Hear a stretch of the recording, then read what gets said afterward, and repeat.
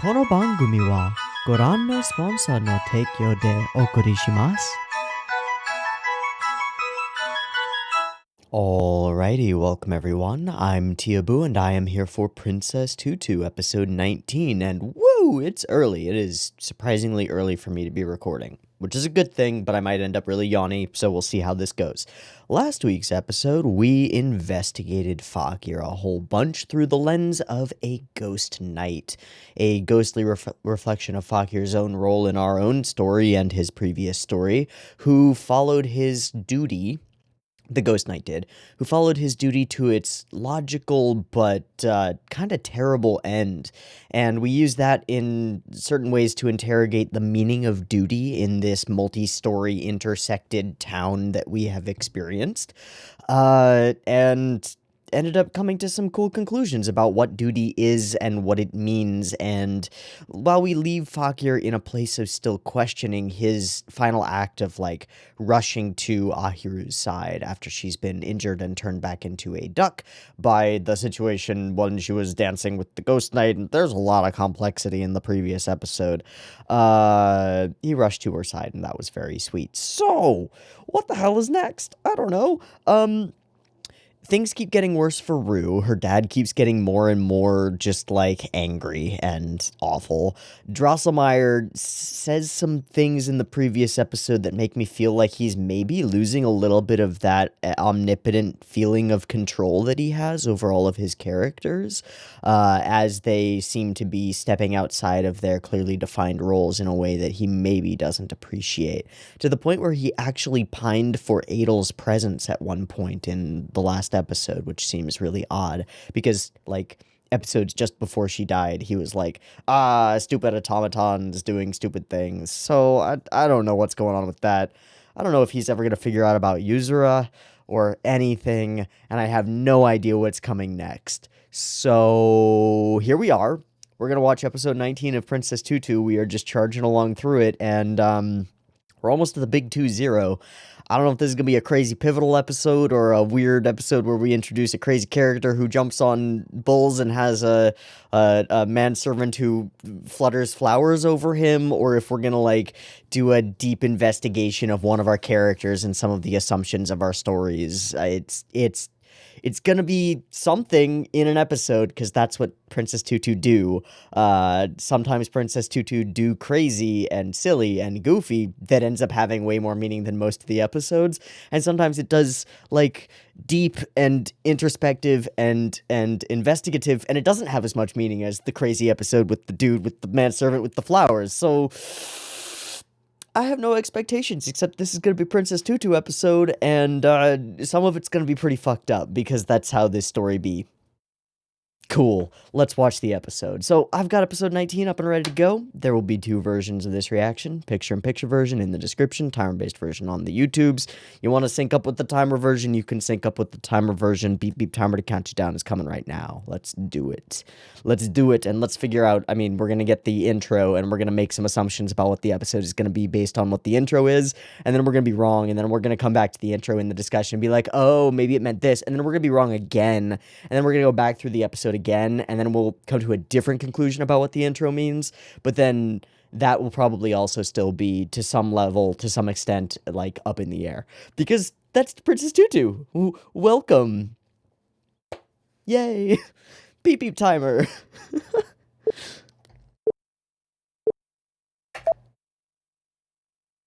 Window tree, maiden in love. Ahiru? Ahiru? But probably not, actually, because layers. Sure, sure.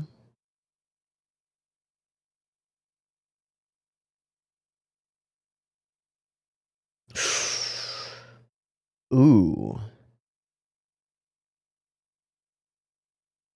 Ooh.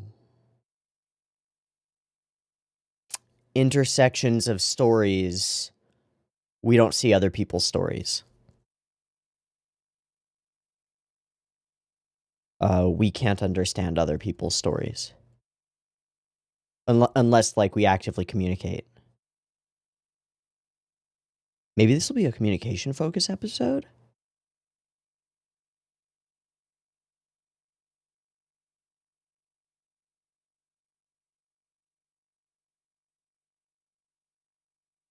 Because the idea that the love will be over as soon as it's said definitely clicks with Tutu, but it's also like a general thing. The reluctance to like put yourself out there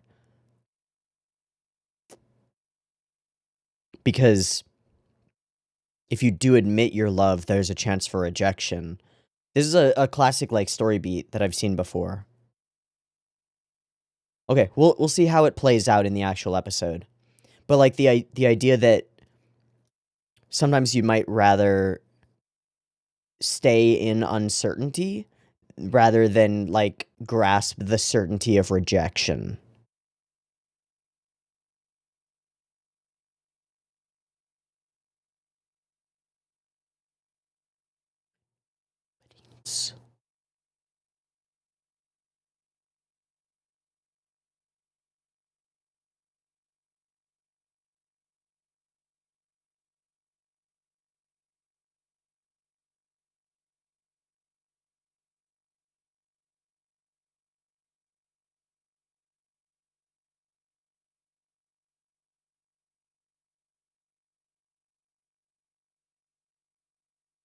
All right, here we are.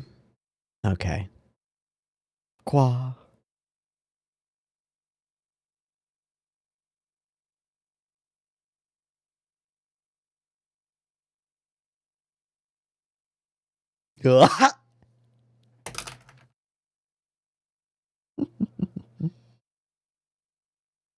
Wait, what? Oh, we're getting a full like mysterious being X. What? What is happening? Whoa! All the shards returned? Yeah, no, he's not okay. Yeah, there we go. That's more like it.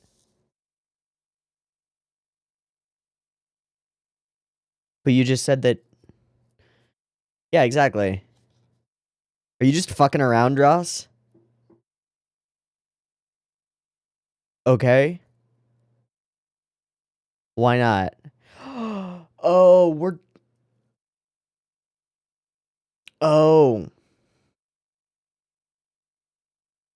What?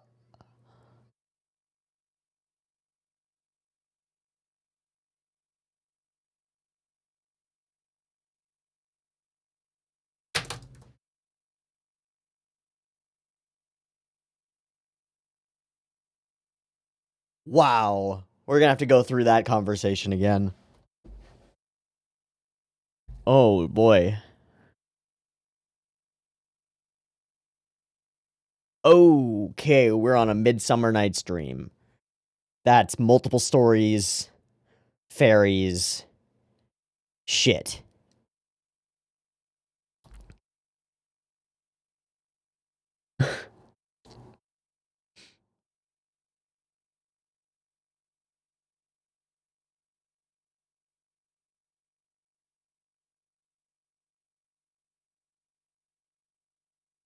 Oh, wow. He's still in night mode.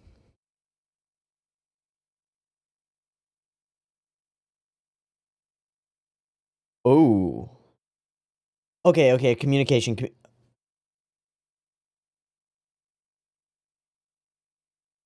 Ooh, they are not speaking eye to eye.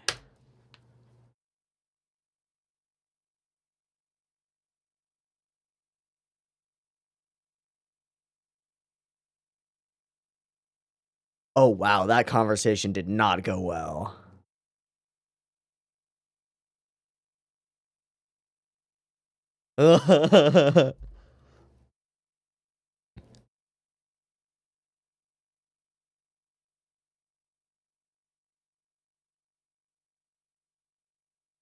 Yeah. But she can't know that he feels like that, so her saying, like, don't brandish a sword, be a knight of books. Oh, wow. Am I completely worthless? Oh, wow.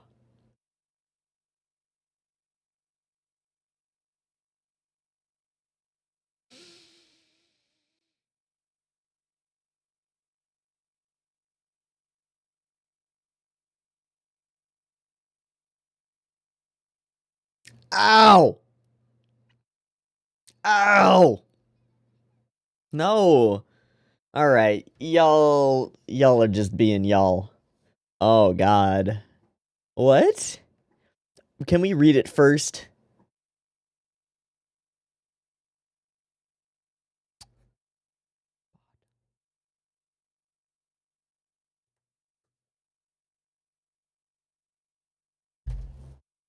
I don't remember Midsummer Nights as well as I should. I feel like there is a character named Bottom. It's a dude, right? And he gets, like, polymorphed?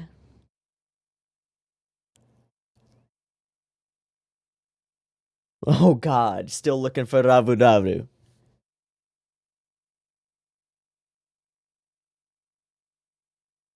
Maybe. Maybe you'd feel everybody's bad vibes and that would suck. Oh, hi. He's just kicking shit around. I think he's fighting with himself. Oh, are those all the love letters? Pride? Whoa, Muto. These angles are special. Yeah, flicker, flicker. If I'm a proud prince, okay. It's giving him the strength to try to reject. I have a feeling you're about to meet them. And there they are. What are those feet? Wearing a mask? Okay. Yep. Alright. That is from Midsummer Nights. Okay.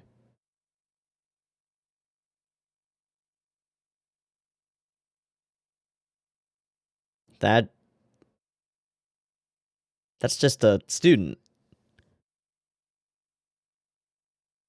Aha! Sure.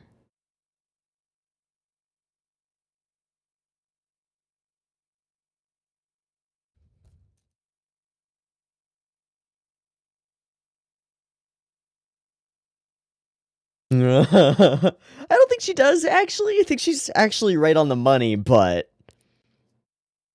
Yes, you are. Can we explain more about your understanding of other people's feelings?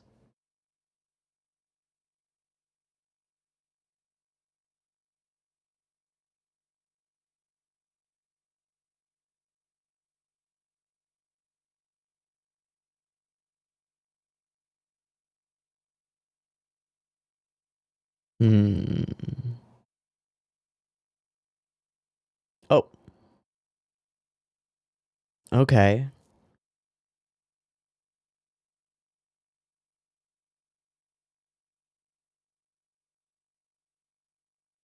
The heartrending feelings of people in love. Yeah, it does. Thus the reluctance. Right. So you can sense them, so you became an anonymous messenger?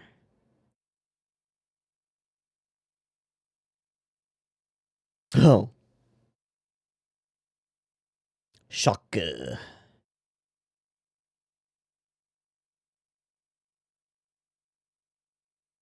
Totally.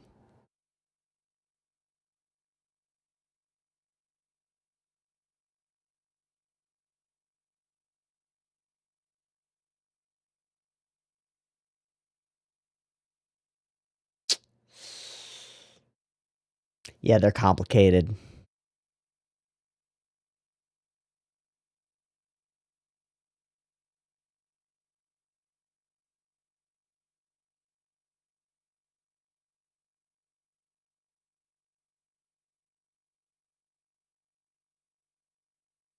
I'm writing down all the names. Yeah, she just woofed. Hi, Muto. Chilling out? Having fun suffering over there? Cool, cool.